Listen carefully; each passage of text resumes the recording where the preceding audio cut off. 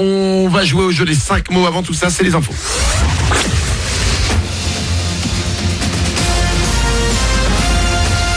Toute l'actu sur Monaco Menton avec Frédéric Plat.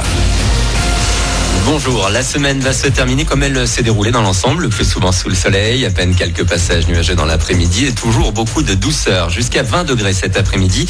Pas guère plus de 9 au réveil à Menton, mais zéro inquiétude à prévoir pour le week-end. C'était la météo sur Énergie avec La Trégo, votre restaurant les pieds dans l'eau, port de Plaisance, Cap d'Aille. Un mouchoir à portée de main. Les Alpes-Maritimes viennent de rejoindre la dizaine de départements en vigilance rouge pour les allergies. Ce sont les départements du pourtour méditerranéen qui sont les plus touchés en ce moment par le pollen de cyprès. Bon courage. Puis quand ce n'est pas les allergies, la fièvre grimpe. C'est dans notre région qu'on a ces derniers jours relevé le plus de symptômes grippaux et plus particulièrement dans les Alpes-Maritimes selon le réseau Sentinelle.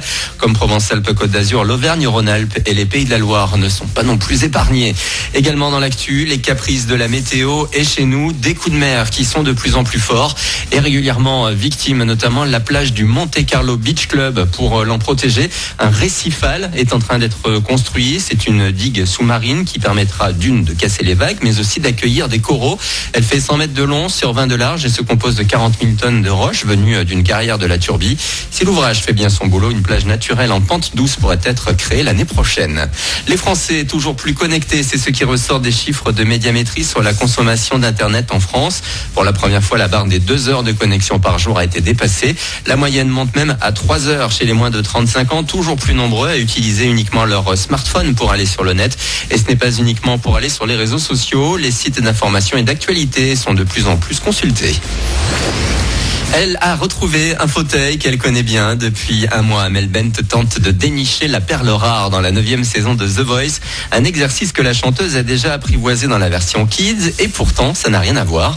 Aux côtés de Lara Fabian, Pascal Obispo et Marc Lavoine, elle avoue que la pression est montée d'un cran. Si on m'avait proposé directement la version adulte, je sais pas si j'y serais allée. Quand je dis oui pour les enfants, c'est parce que c'est des enfants, c'est parce qu'il n'y a pas énormément d'enjeux en vrai professionnel. Je le vis vraiment à la cool. Là, quand on me propose les adultes, j'ai quand même un peu peur. Tu sais que dans le cru de ta saison, il y a les stars de demain. Voilà, un Slimane, un Kenji, un Claudio Capéo, une Louane. T'as une responsabilité énorme en vrai. Et c'est pour ça qu'on est très très attentif et on se met aussi un peu cette pression, c'est normal. Je me suis demandé si j'avais quelque chose à leur apporter. Oui, j'ai quelque chose à leur apporter. Parce que ça fait 16 ans que je fais ce métier, parce que moi aussi je sors des castings. Peut-être que je peux essayer de les apaiser en étant une personne qui va les comprendre sur le chemin, quoi. Une interview de Morgane Barthélémy, The Voice saison 9 à suivre demain soir et tous les samedis sur TF1. Voilà pour votre actu, bon début de journée.